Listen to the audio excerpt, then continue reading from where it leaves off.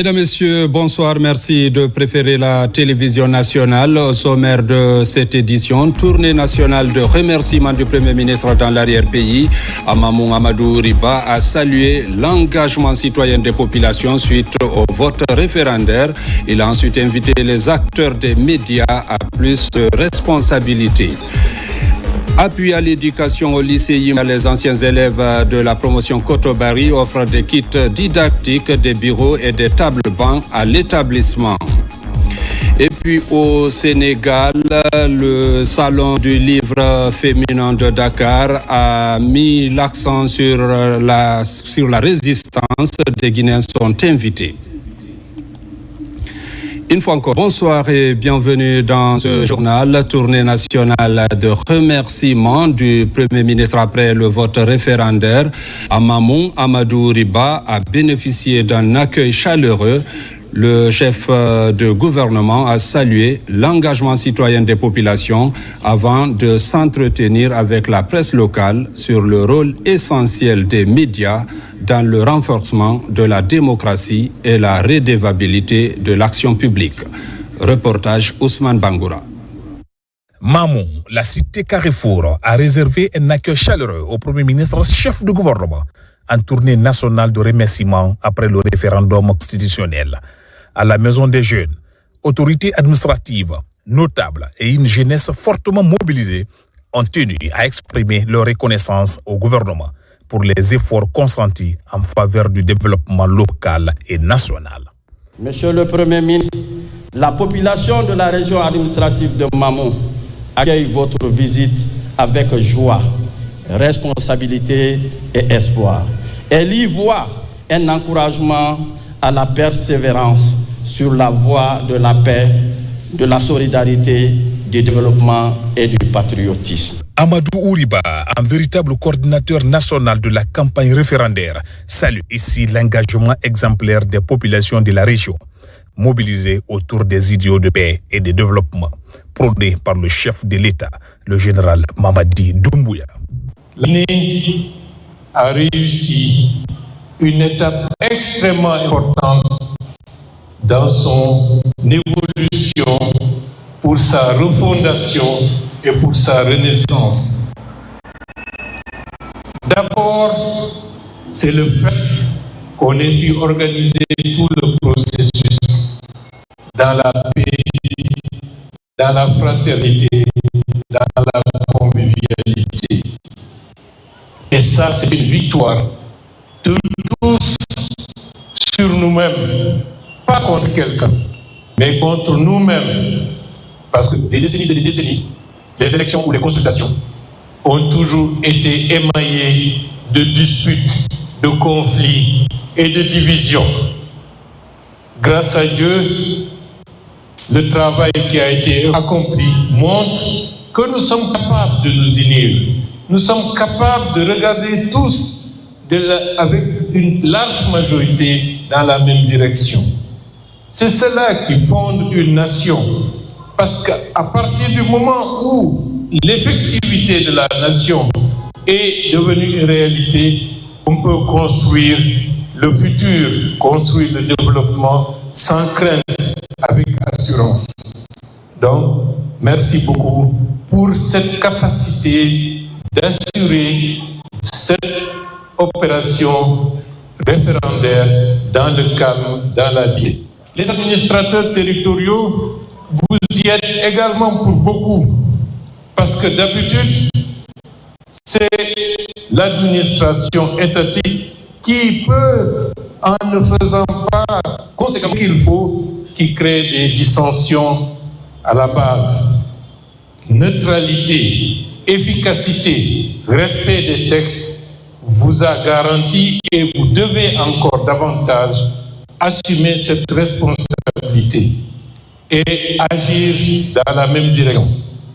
C'est la raison pour laquelle le président de la République, Jean Mamadi Doumbouya, dans un premier temps, demandait à tous ceux qui ont été dans le cadre de la campagne référendaire de retourner et de remercier les populations par rapport à leur engagement et leur action pour le référendum du 21 septembre. Par la suite, il a estimé qu'il faut que le Premier ministre fasse le tour, visiter toutes les capitales régionales et faire entendre le message à travers les autorités locales, à travers les autorités territoriales, à l'ensemble de la population, que le président de la République est satisfait et vous remercie. La deuxième étape, c'est le 28 décembre 2025. Là aussi, préparons-nous, tirons les leçons de tout ce qui n'a pas correctement marché lors de la campagne référendaire et lors du référendum pour corriger les tirs, pour que le 28 décembre soit sans aucune défaillance, que ce soit sur le plan logistique, que ce soit sur le plan d'orientation des populations, pour savoir où voter et comment voter, dans le respect des choix de chacun de nos compatriotes. J'en profite pour dire à tout le monde, la carte d'électeur qui est en votre possession, il faut la conserver jalousement, parce que c'est la même carte qui permettra de voter pour la présidentielle, voter pour les législatives. Dans la continuité de son séjour à Mamou, le Premier ministre s'est ensuite entretenu avec les journalistes de la région administrative. Une rencontre placée sous le signe de la redevabilité et du professionnalisme a permis de rappeler la place essentielle de la presse dans le processus démocratique engagé par le gouvernement. Amadou Ouriba a souligné que la redevabilité chère au chef de l'État, le général Mamadi Doumbouya, ne saurait exister sans aucune presse libre, proactive et constructive. Dans la préfecture de Télémélé, des messages de remerciement ont été adressés à la communauté. Les cadres ressortissants ont exprimé toute leur reconnaissance à la population suite à la stabilité observée pendant et après le vote. Depuis Télémélé, Tcherno Maroufba, Mohamed Mpati Kamara. Après le référendum, le parrain de la préfecture de Télémélé, Dr Omar Djeba, est dans la localité. Accompagné des ressortissants, il rencontre les autorités administratives, des présidents des délégations spéciales ainsi que les sages des 14 sous-préfectures de Télémélé. L'objectif est clair, remercier l'ensemble des acteurs locaux pour le bon déroulement du scrutin référendaire. Ce vote qui s'est passé dans des conditions très bonnes parce qu'il n'y a pas eu d'incident et ça s'est passé dans le calme, la sérénité, la transparence et en toute responsabilité. Et nous, pour ce qui est de la préfecture de Télémélé, il fallait que nous revenions ici, échanger avec les leaders d'opinion à tous les niveaux pour leur exprimer notre gratitude, les remercier pour tous les efforts qui ont été fournis en faveur du oui. Le travail que nous avons fait pendant ces 4 ans ont donné à ce résultat 94,54% pour le oui et 92% de participation. Tout ça, ça a à voir avec le chef de l'État, sa vision pour la nation. Cette rencontre avec les leaders d'opinion a également servi de cadre d'échange autour des actions entreprises par le chef de l'État depuis le 5 septembre, notamment dans la préfecture de Télémélé. Des messages forts en faveur de la cohésion sociale et de la quiétude ont été transmis. Avant de quitter Télémélé, le ministre de la Santé et de l'Hygiène publique, parrain de la préfecture, a exhorté les populations à maintenir cette dynamique de paix à l'approche de l'élection présidentielle prévue pour le mois de décembre prochain. Dans le monde du travail, une campagne de contrôle systématique est lancée en Guinée. Le top départ est donné dans 4 entités publiques et privées de Conakry. Cette activité qui se déroulera sur une période d'1 mois vise à renforcer la régulation, la transparence et la bonne gouvernance dans le monde du travail. Moussa Namina Keita, Mohamed Cherif Kamara. C'est une campagne d'envergure nationale que vient de lancer l'Inspection générale du travail. Elle engage un vaste contrôle systématique dans les secteurs stratégiques de l'économie. Le lancement symbolique a eu lieu à Conakry au sein de plusieurs institutions, dont Ecobank, l'AGIP, NCA Assurance et Diwalgui. L'objectif de cette campagne est d'abord de questionner le système. Ce sont des secteurs qui embauchent un certain nombre de personnes. Il y a eu des conflits qui sont nés dans ces secteurs liés à l'utilisation des sociétés de placement, liés à des heures de travail. Le diagnostic posé avant ne nous permettait pas de voir vraiment clair la situation des travailleurs de ce secteur. C'est quelque chose qui fait partie de nos plans d'action, fait partie de nos missions. Et nous travaillons étroitement avec l'Inspection générale du travail sur beaucoup de dossiers. Vraiment, ça nous fait plaisir de le recevoir aujourd'hui pour ce contrôle-là. Cette initiative vise à instaurer un environnement de travail plus juste, respectueux des droits des travailleurs. Nous avons compris que cette campagne qui est à l'initiative des autorités vise à instaurer une culture de transparence, d'équité, mais aussi de responsabilité au sein de nos différentes institutions. Nous accueillons avec plaisir la démarche de l'Inspection générale du travail, qui est là dans une démarche pédagogique pour aider les entreprises que nous sommes, afin qu'elles puissent être des entreprises citoyennes et qu'elles puissent respecter la législation. Jusqu'au 10 novembre prochain, l'Inspection générale du travail entend poursuivre cette mission dans tout le pays. Étape décisive dans la réforme du système d'inspection en Guinée au service d'une gouvernance plus rigoureuse. Lancement aussi de la campagne de vulgarisation de la loi et politique nationale de volontariat en Guinée. C'est la ville de Kindia qui a abrité l'événement. Cette campagne se veut un espace d'information, de mobilisation et de motivation pour la promotion et l'épanouissement de la jeunesse à travers le volontariat. Bureau RTG Kindia, Alpha Yayasa, Fana Labaya Kamara. Ici à Kindia, le ministre de la Jeunesse est dans cette salle avec le représentant du Programme des Nations Unies pour le développement, le PNUD. Objectif, lancer officiellement la campagne de vulgarisation de la loi et la politique nationale du volontariat en Guinée. En formulant le vœu que cette initiative soit couronnée de succès et suscite des échanges riches et constructifs, j'en appelle à la jeunesse de Kindia pour qu'elle prenne une part active à la conférence débat. Vous avez devant vous une équipe engagée, prête à braver la pluie, le soleil, la poussière pour aller à la rencontre de la communauté afin de leur expliquer le bien fondé de cette loi et de cette politique nationale de volontariat. La formulation de la loi et politique du volontariat a été un processus soutenu techniquement et financièrement par le PNUD. Nous travaillons avec le ministère de la Jeunesse pour l'épanouissement socio-économique des jeunes. Parce que le volontariat, comme l'a dit monsieur le directeur, c'est un don de soi, c'est un engagement pour les communautés, c'est un engagement et un acte de solidarité vis-à-vis aussi de la nation. Le volontariat est bien plus qu'un système de solidarité. C'est un levier puissant de développement, de cohésion sociale et d'insertion socio-économique et professionnelle des jeunes.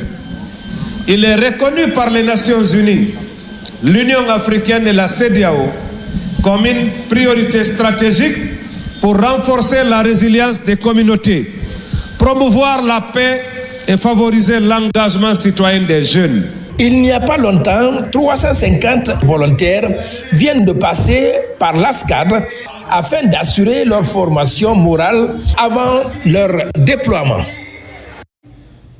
Pendant ce temps, au port autonome de Conakry, l'heure est à l'amélioration de la cadence et l'évacuation des marchandises pour désengorger le quai. Déjà, une nouvelle grille est lancée pour faciliter les opérations. Nabi Kamara. Maintenir les bonnes pratiques et promouvoir la compétitivité tout en favorisant l'émergence de l'économie guinéenne, c'est l'objectif que se fixe actuellement le port autonome de Conakry. Sa direction générale essaye d'améliorer la cadence de la charge et la décharge des marchandises. On est en période de congestion au port autonome de Conakry. Vu le flux de marchandises et l'évolution récente de nos capacités ici ont été très bien testées et présentement on traverse une période de congestion. C'est-à-dire on n'arrive pas à évacuer rapidement les marchandises qui arrivent pour libérer les conteneurs et les produits qui arrivent et les bateaux. Donc par conséquent, on a mis plusieurs mesures sur place pour essayer de remédier à cette situation.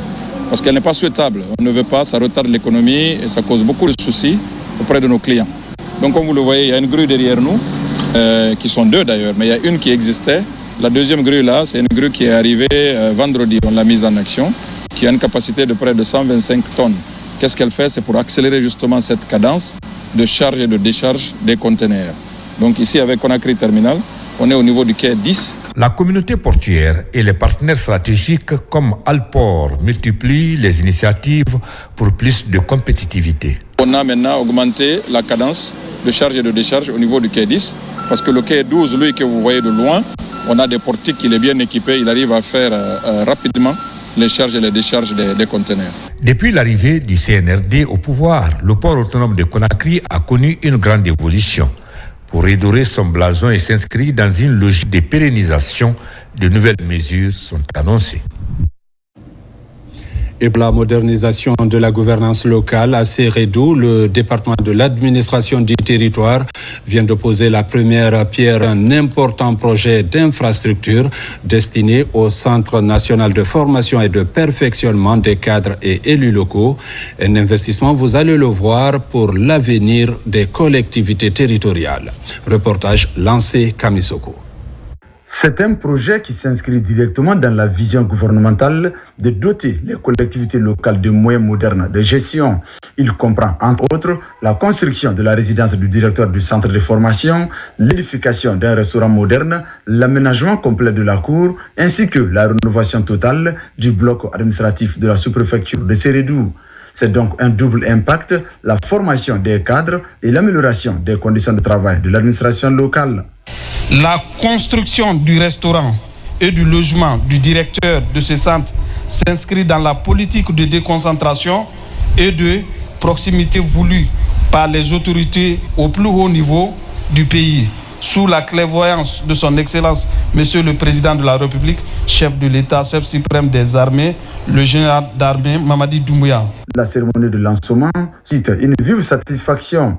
Ce projet, financé par le budget national de développement, BND, traduit la volonté ferme du Président de la République, chef de l'État, chef suprême des armées, le général Mamadi Doumbouya, de doter nos collectivités d'infrastructures modernes, fonctionnelles et durables. La confiance portée à notre entreprise nous engage à réaliser ce projet à bon terme et dans le délai escompté. Avec cette pose de première pierre, le ministère de l'administration du territoire et de la décentralisation franchit une nouvelle étape concrète. Il confirme sa détermination à moderniser l'administration publique, non seulement pour le service des cadres, mais surtout au service du développement local et du bien-être des populations de Sérédou et environ. Et puis cette bonne nouvelle pour les responsables préfectoraux et communaux de l'Office guinéen du bois. Ils viennent de bénéficier de matériel roulant devant leur permettre d'améliorer leurs conditions de travail et renforcer la lutte contre l'exploitation illégale de nos ressources naturelles partout dans le pays. Reportage Mamadou Alpha Baldé. Pendant que l'exploitation forestière redémarre dans les différentes préfectures du pays, le ministère de l'Environnement renforce les capacités opérationnelles de ses agents sur le terrain. L'ensemble des chefs d'antenne de l'Office guinéen du bois, des 33 préfectures et des différentes communes de la capitale sont dotés à moyens roulants. Les motos sont un bien de l'État, mis à votre disposition pour le service public. Je vous confie aujourd'hui ces nouveaux outils de travail. C'est un témoignage de la confiance que la direction et le ministère placent en vous. Venus de partout, ces soldats de la nature, jusque-là en manque de moyens de mobilité, pourront ainsi renforcer leur présence sur le terrain et accroître les fréquences de contrôle. Aujourd'hui, ces outils-là, c'est vrai que c'est des outils de l'État, mais l'État, c'est vous. L'État, c'est nous. Il ne faut pas en faire des motos pour aller dans le marché, pour aller dans les cérémonies. C'est des motos pour aller faire les suivis sur le terrain. Les engins qui vous sont remis, le message de madame, c'est quoi? C'est que ces engins doivent être utilisés exclusivement pour les travaux de terrain. La refondation, c'est créer toutes les conditions optimales pour qu'on puisse effectivement répondre valablement de nos fonctions et de nos attributions. C'est dans le cadre du programme de refondation initié par le président de la République, le général d'armée Mamadi Doumbouya. Avec cette remise de matériel roulant, le combat pour une exploitation durable et rationnelle des ressources naturelles se voit désormais renforcé. Dans le domaine de l'éducation, l'amicale Kotobari accompagne le lycée Yimbaya. Ce sont entre autres du matériel didactique et mobilier de bureau pour les 24 salles de classe. Objectif, améliorer les conditions d'apprentissage des élèves. Des précisions avec Moussa Bangoura. Le lycée Léopold Sédar Senghor ou lycée Yimbaya, un des plus grands établissements publics de la capitale. Cette école a formé tant de cadres qui ont rendu de bons et loyaux services à l'administration guinéenne. Ici, les anciens élèves réunis en association dénommée Amicale Kotobari unissent les efforts pour accompagner cet établissement en cette ouverture des classes. Un geste composé de matériel didactique, des chaises et tables pour contribuer à améliorer les conditions d'apprentissage. Chaque initiative en faveur de l'école s'inscrit dans une dynamique nationale visant à bâtir une société plus instruite, plus équitable et plus prospère. Nous lançons un appel fraternel à toutes les autres associations d'anciens élèves. Unissons nos forces afin de contribuer ensemble à l'amélioration du cadre de vie et de travail dans nos établissements scolaires. Ces mobiliers de bureau sont destinés aux 24 salles de classe. Responsables éducatifs, enseignants et élèves se réjouissent.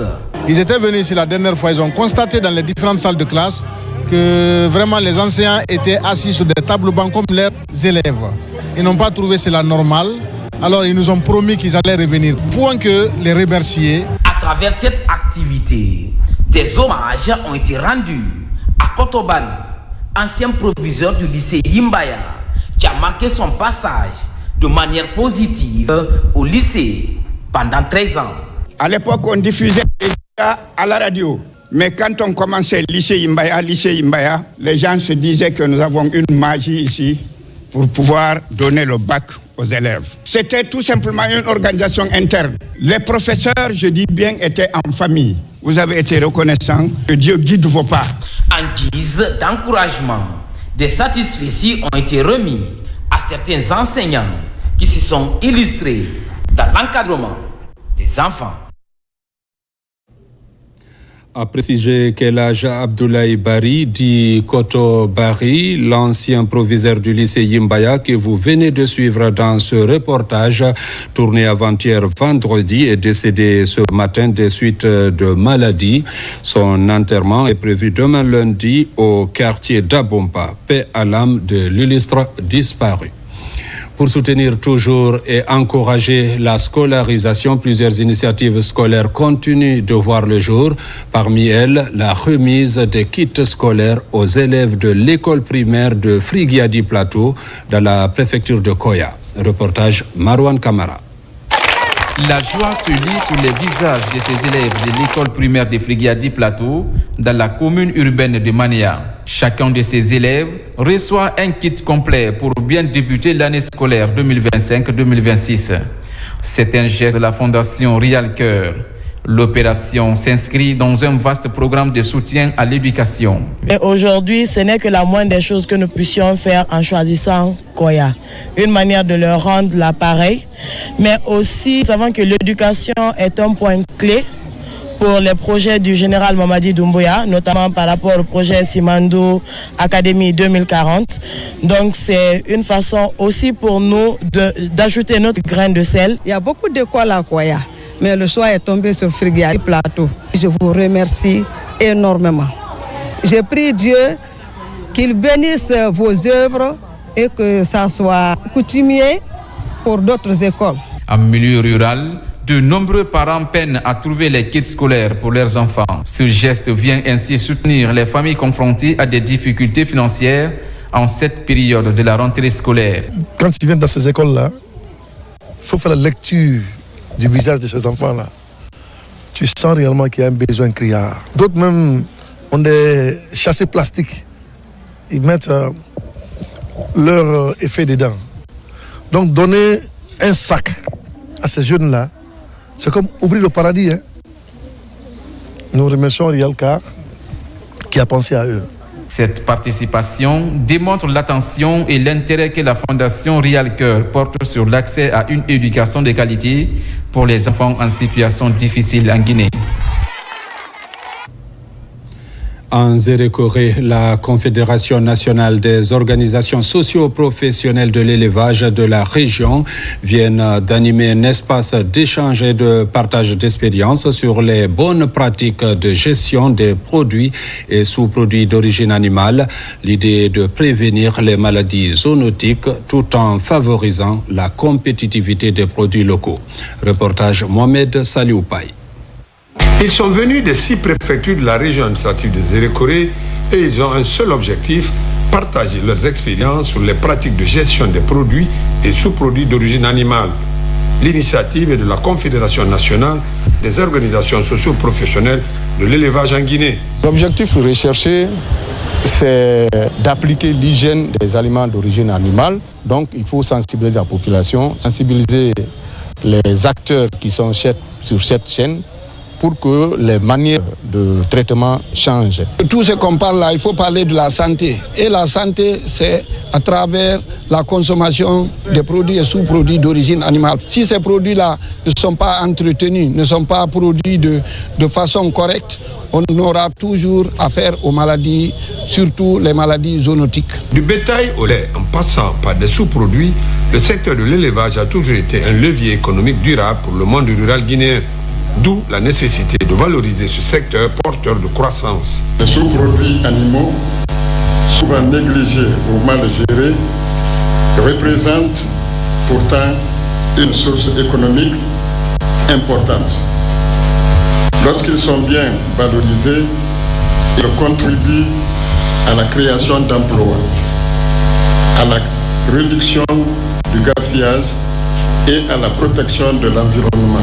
Cette démarche de promotion de bonnes pratiques, de renforcement de capacités des acteurs et de la mise en conformité avec les normes internationales en matière de gestion durable des ressources animales se déroule sous l'impulsion du ministère de l'élevage. Volet santé toujours dans la ville de Labé, une campagne de dépistage de l'hypertension artérielle et du diabète est en cours. Elle a permis à plusieurs personnes de connaître leur statut. Reportage Sarafdine Diallo, Nabila Kamara. En Guinée, le diabète et l'hypertension artérielle ne sont plus des maladies marginales. Elles représentent désormais un véritable défi de santé publique. Une campagne de dépistage et de sensibilisation est en cours dans toutes les préfectures de la Moyenne-Guinée avec pour ambition de toucher 10 000 personnes. L'initiative est portée par l'Ordre de Malte France et Sanofi Global Health Unit. 120 professionnels de santé, médecins, infirmiers, aides-soignants, ainsi que 460 agents de santé communautaires ont été formés et outillés pour détecter, prendre en charge et accompagner les patients atteints de diabète et d'hypertension. Cette campagne de sensibilisation et de dépistage que nous lançons aujourd'hui revêt une importance capitale pour la santé de nos populations. Elle permet non seulement de dépister gratuitement les personnes à risque, mais aussi de renforcer les connaissances de la population sur les bons comportements à adopter. Le manque de dépistage conduit souvent à des complications graves, accidents vasculaires cérébraux, infarctus ou insuffisance rénale. La bonne nouvelle est qu'on peut prévenir toutes ces complications, comme l'a rappelé tout à l'heure Madame la sous-préfète, en adoptant un mode de vie sain, sans tabac, sans alcool, en réduisant le sel, en pratiquant une activité physique régulière. Nous voulons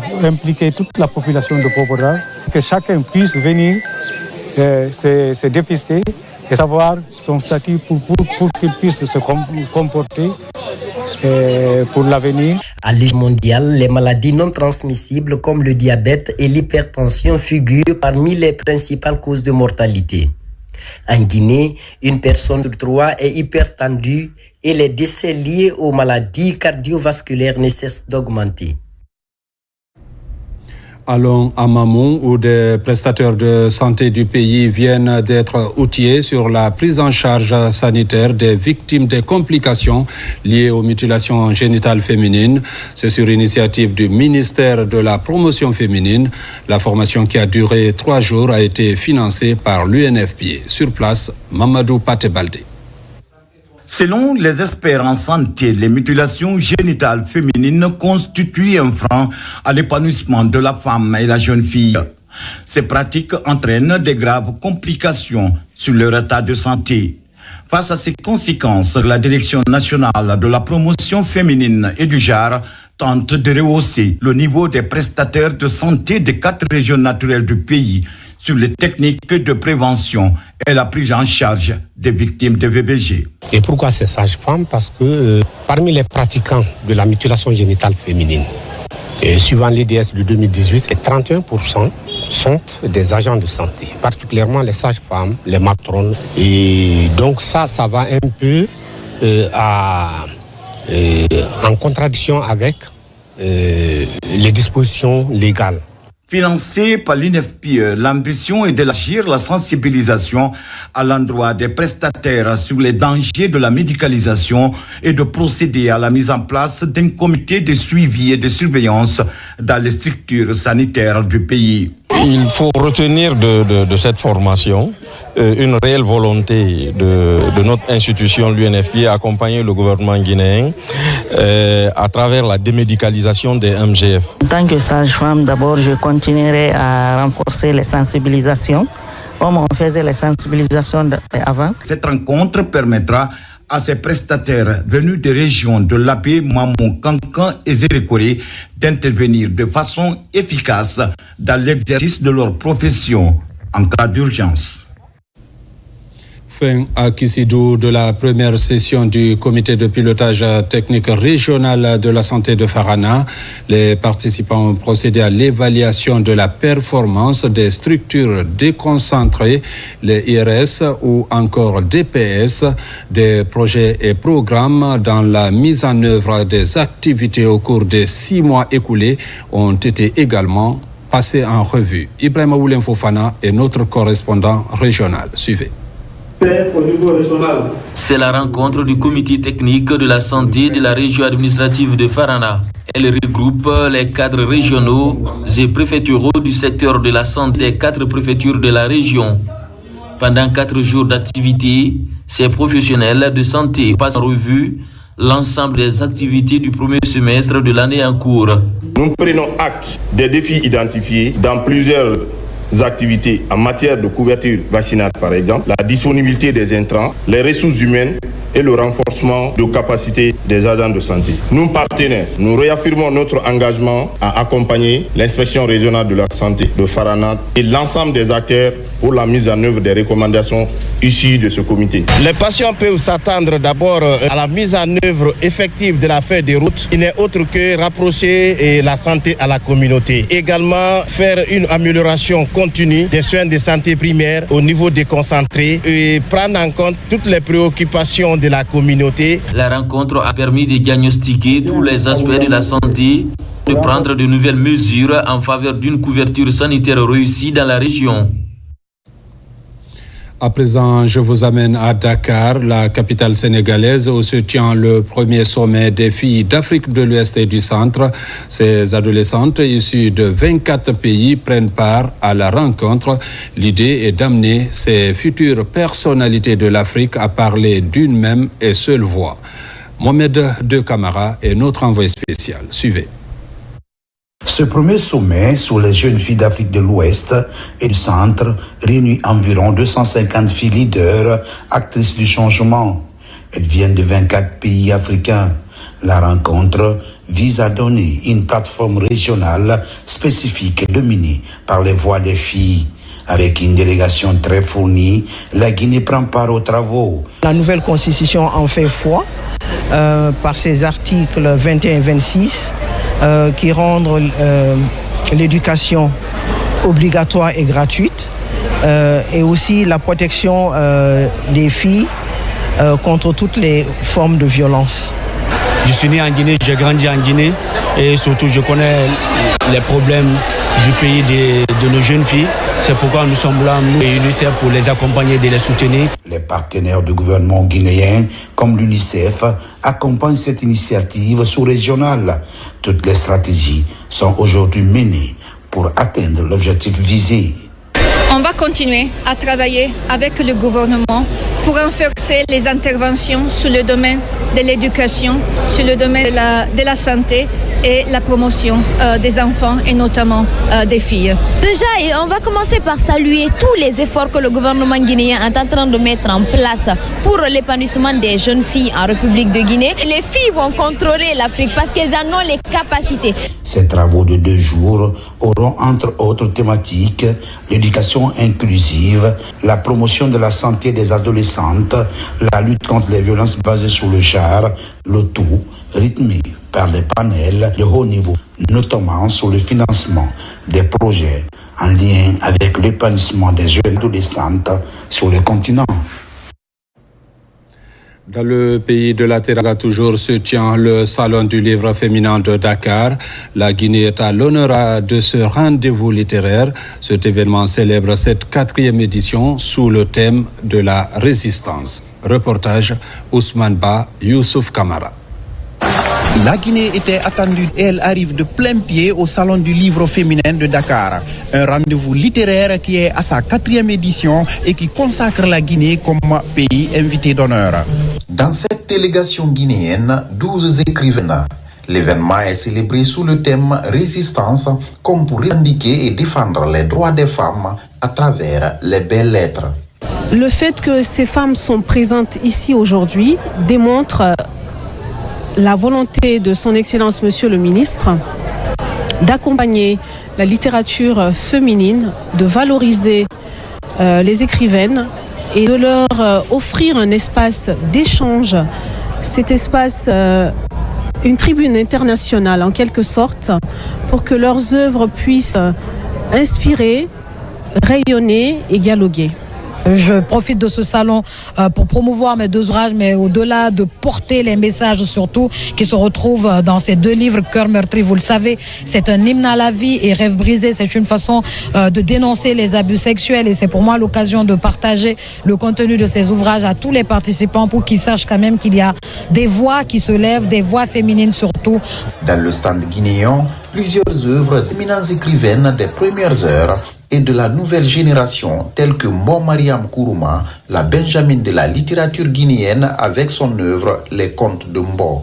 Pratiquement les larmes aux yeux de voir qu'une jeune fille comme ça a pu écrire ce si beau livre de contes et qu'elle soit sélectionnée pour venir ici à Dakar.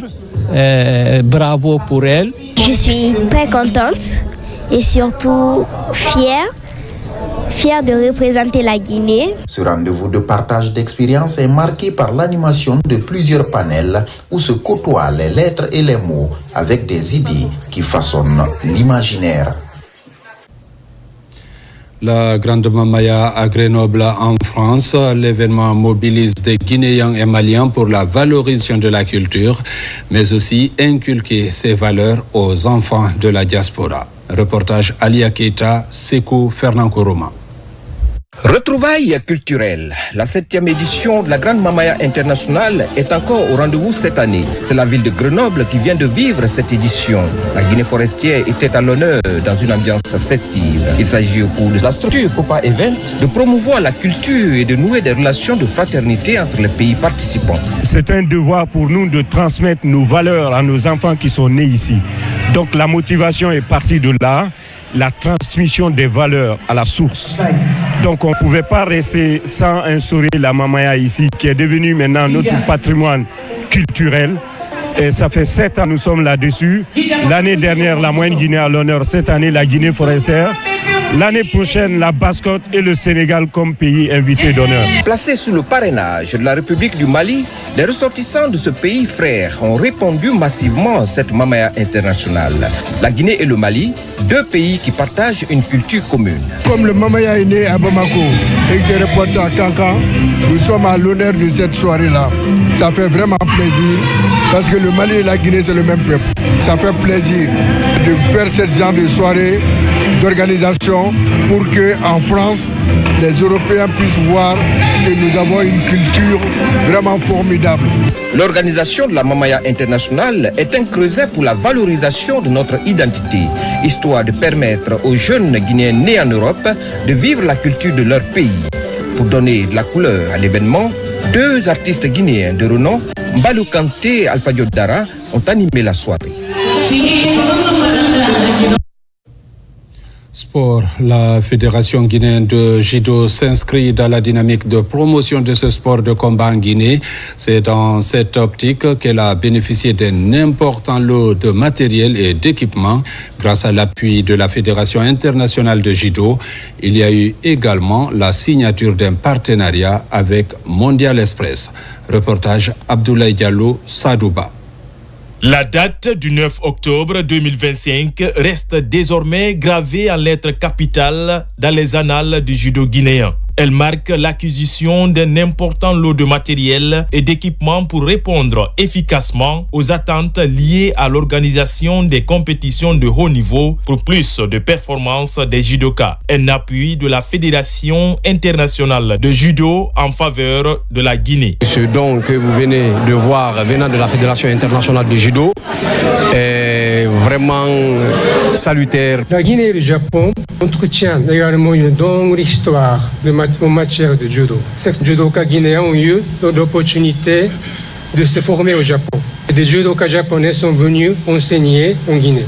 Cependant, ces dernières années, le défi consiste à relancer ces échanges. Au regard des multiples résultats positifs sur le continent et ailleurs dans le monde, le judo se retrouve parmi les 4 meilleures fédérations nationales du prix Nimbador. Des prouesses qui attirent et marquent les esprits. D'où la signature du partenariat entre la FEGI Judo et Mondial Express. Nous avons souhaité, à travers ce partenariat, accompagner sur le long terme la fédération de judo, aussi bien en termes, comme je l'ai dit, de mobilité qu'en termes d'équipement, mais aussi l'organisation même des compétitions à travers la Guinée et à l'international. Les disciplines ont mission première l'occupation saine de la jeunesse. Et aujourd'hui, nous sommes autour, donc depuis l'année dernière, nous faisons les statistiques de 2700, environ 3000 licenciés pour le judo en Guinée, pour que nous organisions pour la toute première fois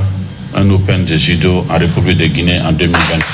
Avec l'acquisition de ces matériels et l'accompagnement des partenaires, la FEGI Judo sera apte à organiser des compétitions de grande envergure, comme le championnat national prévu du 22 au 24 octobre prochain et éventuellement l'Open de Conakry en octobre 2026. Mesdames, Messieurs, c'est la fin de cette édition. Merci à vous qui nous suivez du côté des Go. C'est dans la préfecture de Lola, comme partout ailleurs dans le monde. Bonne suite de programmes sur la télévision nationale.